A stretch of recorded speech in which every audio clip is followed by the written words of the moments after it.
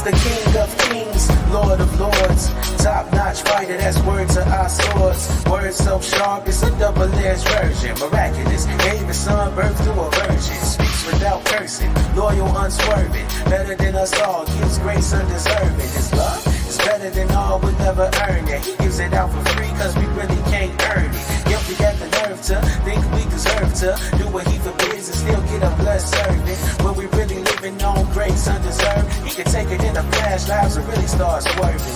So with that in mind, pay attention early. That goes for the smallest dude to the most burly. Can't benefit off a life that's worldly. Stick with the one who preserves me and just put your hands up.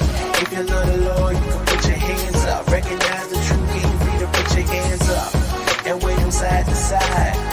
Giving glory to the Lord most high. Hands up.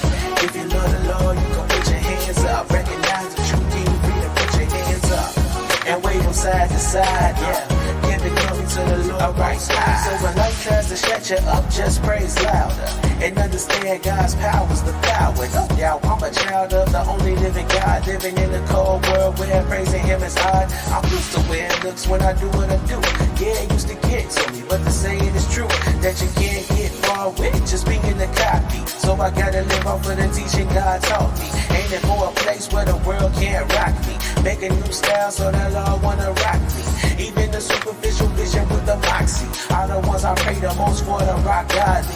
That lifestyle that God calls blameless, and understand it's what the ignorant call